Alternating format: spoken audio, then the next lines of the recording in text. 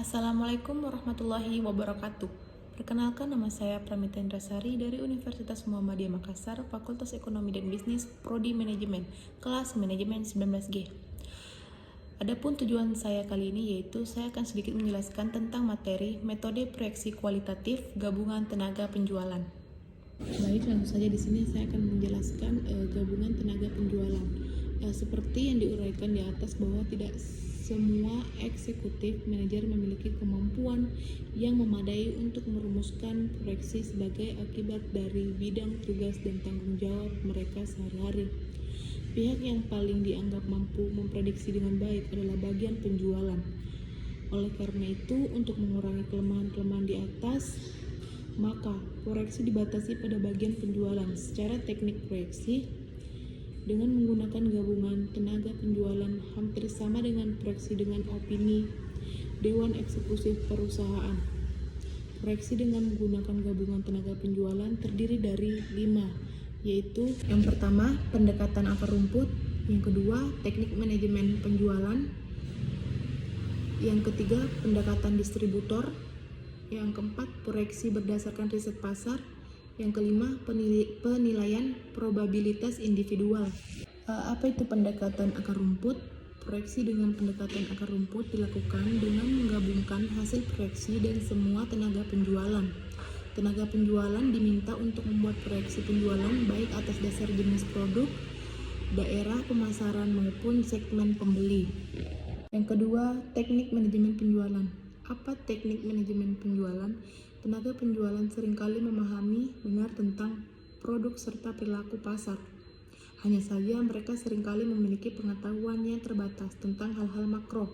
Padahal penjual tidak hanya ditentukan oleh perilaku pasar, tetapi juga oleh hal-hal makro yang secara langsung maupun tidak langsung dapat mempengaruhinya. Oleh karena itu, proses proyeksi seringkali diserahkan kepada pihak yang dipandang memiliki pengetahuan pasar dan pengetahuan makro.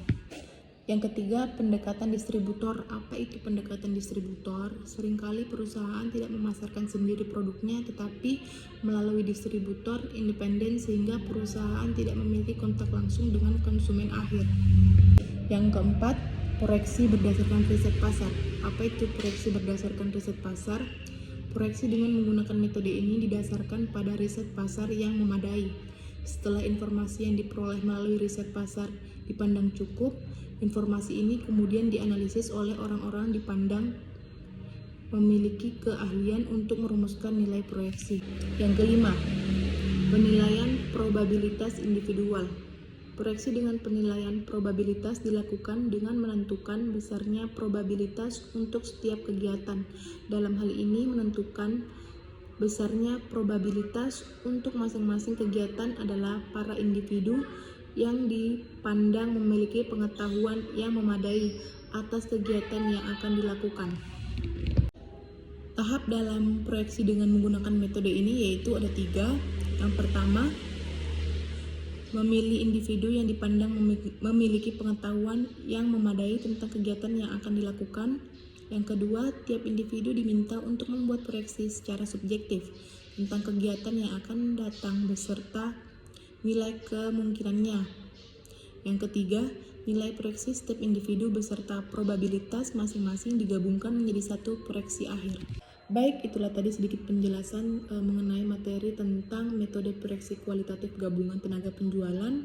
Jika ada tutur kata yang kurang berkenan, kurang dan lebihnya mohon dimaafkan. Saya akhiri dengan ucapan wabillahi taufiq wal hidayah. Wassalamualaikum warahmatullahi wabarakatuh.